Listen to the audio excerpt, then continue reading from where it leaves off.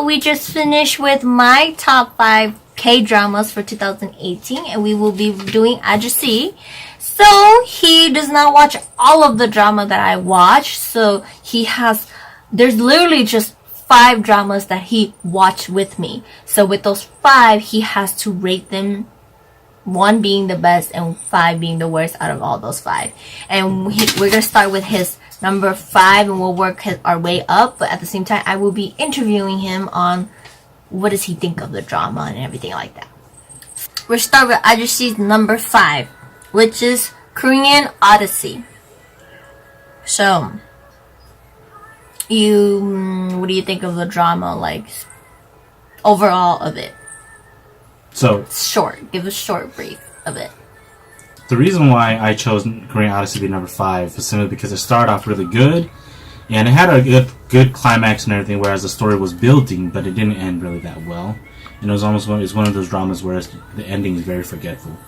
So I don't mind the way it ended with an open-ended ending, but I just feel like the way the story was building up, I was expecting a bigger conclusion, and the conclusion wasn't really up to par to how the story was going.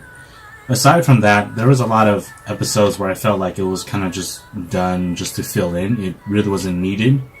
And the acting, you couldn't really complain about the acting. Like, I couldn't complain about anybody's certain acting because the characters that were the main characters did a good job, considering Lee Siggy doing a good job as his role, because the guy, as you guys know, he's done some acting stuff in the past. And whether you like it or not, it's debatable on whether it's good. And this one, I truly believe he did a really good job with it, playing the character, acting the role, displaying the feelings.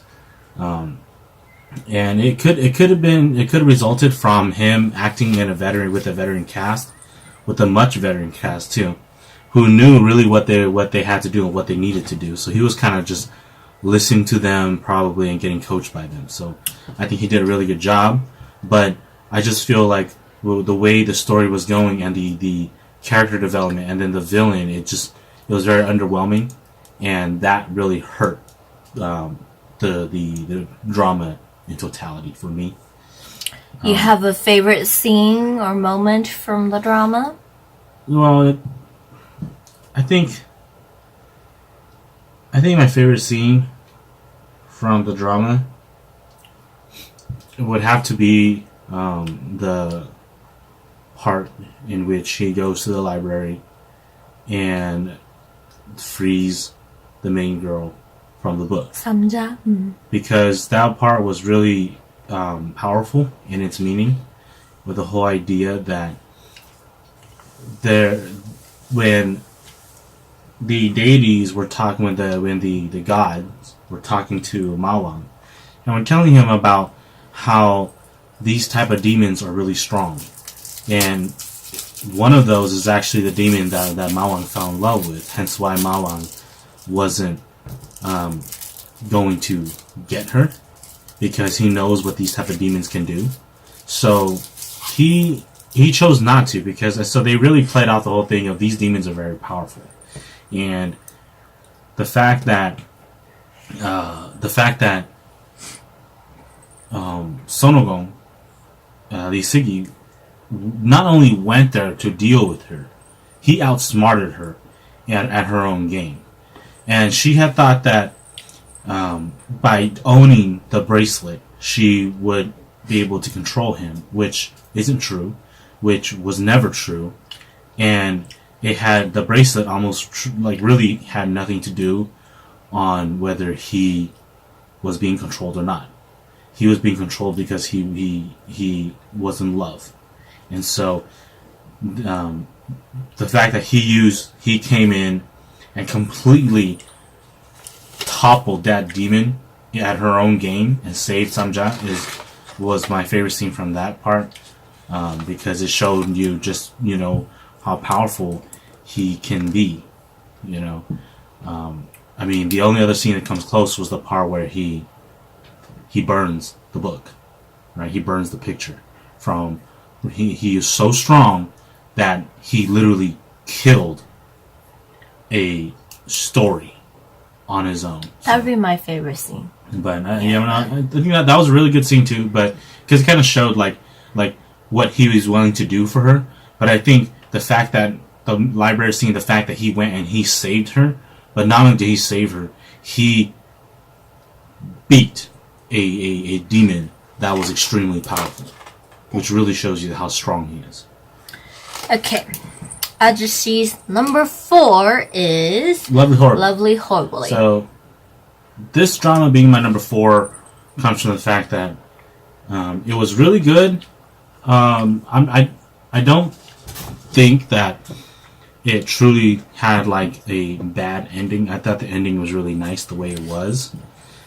But I think in that drama, there was a lot of moments where I felt like it was like they could have done more at some parts of the drama, but they chose not to, because you have to. The thing is, they have to really dramatize everything, but certain things Korean people, they really believe in, and they don't really want to dramatize some of those things. The Korean people still they understand that this is all for fun, but they're not like America, where America is not afraid to glorify something that's horrifying or bad. They're not willing. Korean people, they're not willing to go to those lengths. And I think there are certain parts where they could have extremely gone to those certain lengths to make it extremely good and extremely intense, but they chose not to, and I get it. But I feel like they should have pushed those boundaries, because one, it's not a KBS, right? It is a KBS. But it's not.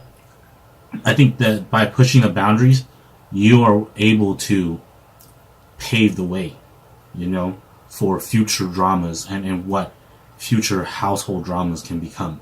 Because I think one of the scenes of the stalker part with the bad guy girl, whatever her name is, Yuna, right? When she's like, they were showing how she was being a stalker and everything, you can feel that it was starting to get real, but they still kind of like pulled back on it, because I feel like, truth is, that's not the worst that it can get. That's not the worst it can get. And I think that they should have made it really bad, because she's a really bad person. And they were selling those moments, but when you really want to make it work and really, really want to make people to believe in that story, because she wasn't, I feel like there were some parts where she wasn't bad enough that I couldn't really buy into her being the main villain, rather than the ghost girlfriend being the main villain. So it's one of those things where, who's truly the main villain, Yuna or Rayong? You don't really know, because Rayong is like in love with him, nice to him, doesn't want anybody around him, but Rayong hates the bad guy. He hates Yuna. Yuna's in love with him, but Yuna hates Rayong and hates everybody. So there's almost like two of them, but there's really no who's the real bad guy. And ultimately, you find out at the end, the real bad guy is Yuna, because she set everything up. And Rayong got her, she let go and she was able to leave. But I feel like they should have, if that was the case, then they should have made it more obvious that Yuna is the main villain, and that Rayong is actually just in love with him. Okay. Agashe's number 3 is Your Honor by Yoon. You guys know him as Yoo Shin Yoon. We know him as Tonggu from 2 Days and One Night. This was my number 3 over those other two, because I really enjoyed the story, but more so I enjoyed the character development of all the characters in the story. I think it's hard to find a drama that can develop characters throughout the drama and their stories and their characters throughout an entire drama. it's hard enough to do 1 or 2. They actually managed to do 3. The fact that they did it for the main character, which is Kangho, you know, Suho's kind of like the side. Suho's kind of like a side character. Yeah, Suho's the older Right. twin, and then Kangho's the younger twin. Kangho's the main character, and then you had the girl being the other main character. Then you had, but the fact that they were able to develop Kangho's character, the main girl's character, and the guy that was in love with the main girl, The lawyer guy? the lawyer, his character, they were able to develop all 3 characters in the same drama and set it up in a way that with the way the drama ended, you can totally build off of that story. You can totally create a continuation of this drama if you wanted to, because he's not the main villain of this drama, but he will be in the future. They kind of set it up that way, which I really like. I really like it. I think Tonggu did a really good job playing Kangho. And I think that's really just kind of like he really just channeled his inner self in the way he is with his 2 days and 1 night family, and his character development of that.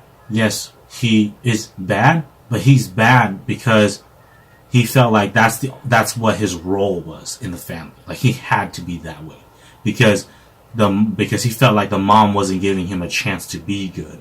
So he was like, well, if I'm going to be the black sheep, if you're going to treat me as the black sheep, then I'm just going to be the black sheep, which is something that a lot of children and teenagers and adults go through in their life, is they go through that type of lifestyle.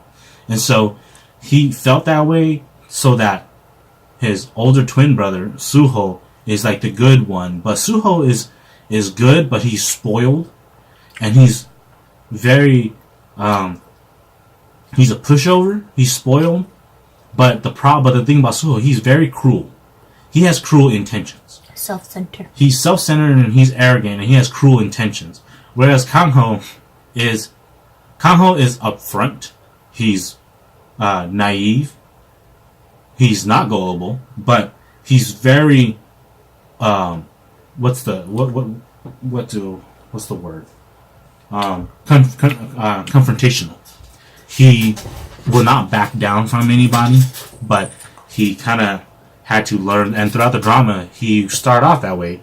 Then he had to learn how to kind of play his words and kind of soak things out before he decided to pounce. And he learned that because he, after dealing with the pretty much the main bad guy, which was the creeper lawyer teacher guy and his crew, The prosecutor. the prosecutor guy, his crew. After dealing with them for a long time throughout the whole drama, he learned that that okay, so this is how you guys are. So then I'm gonna hit it where I'm gonna do it, and I'm gonna hit you guys where it hurts the most. And so his character developed really good.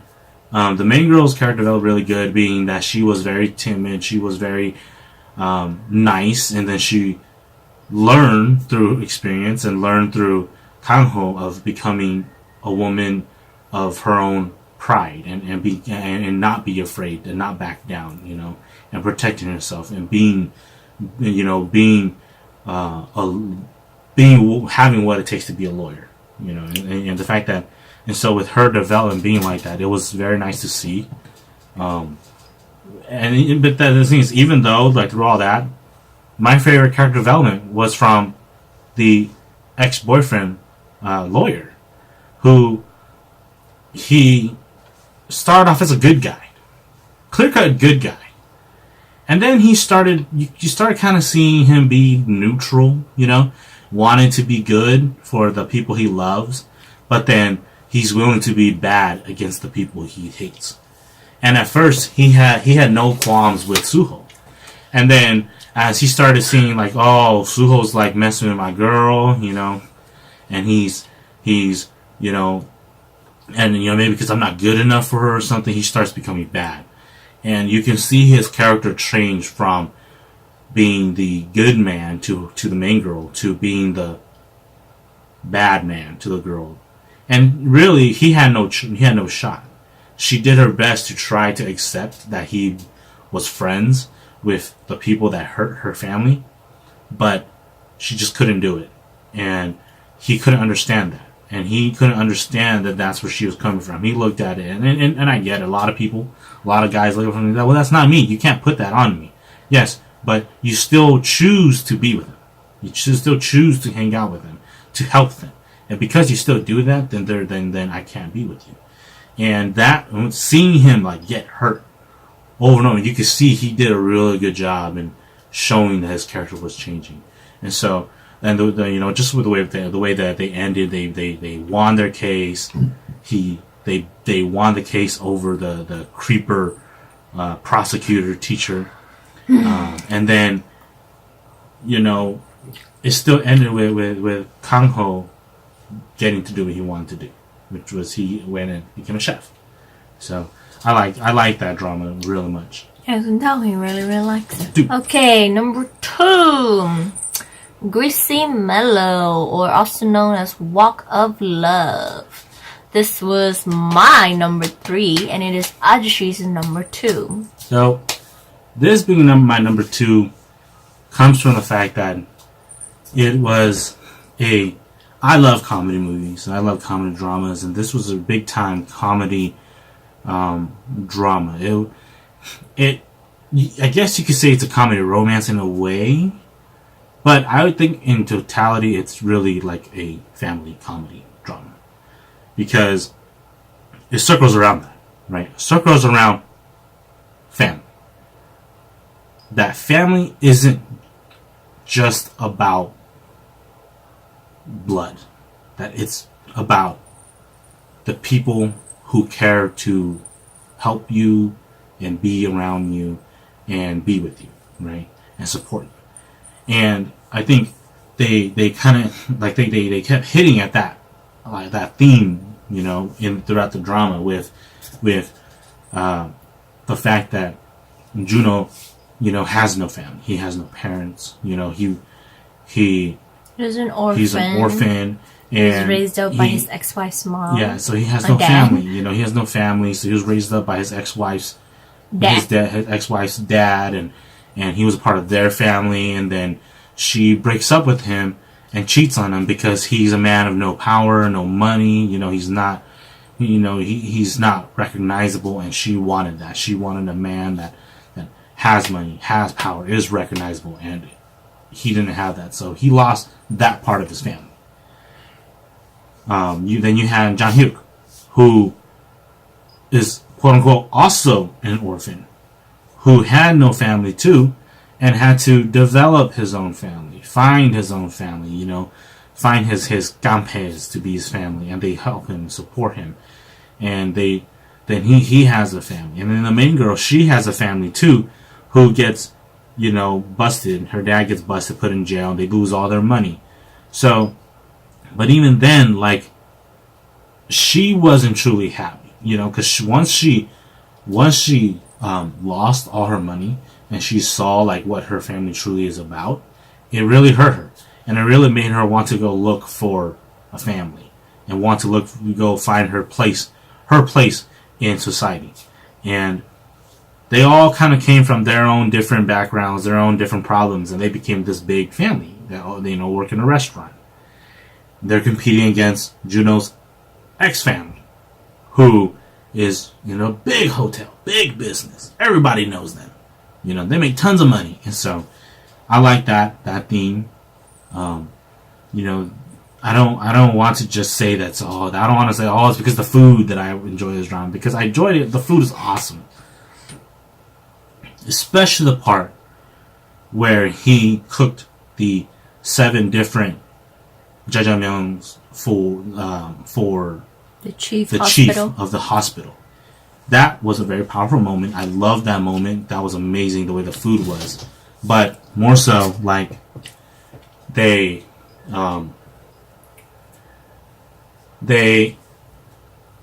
showed that when to overcome those downfalls that they all had, the characters all had downfalls. To overcome that, they had to believe in each other, and by believing in each other, they're able to overcome it. And I like that. I like the whole meaning behind it, because the main characters, they all had issues. And I get the whole love triangle and stuff, but mainly it was by believing in each other that they were able to overcome it. I love the fact that John Hume beat the hell out of the ex-CEO guy, you know. I love that part. But I think, just in totality for me, like, that was a very nice, happy, good feeling drama.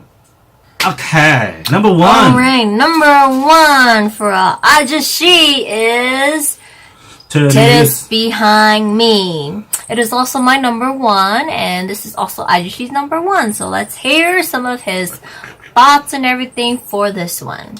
Okay, so this is my number 1 because this is the most badass drama.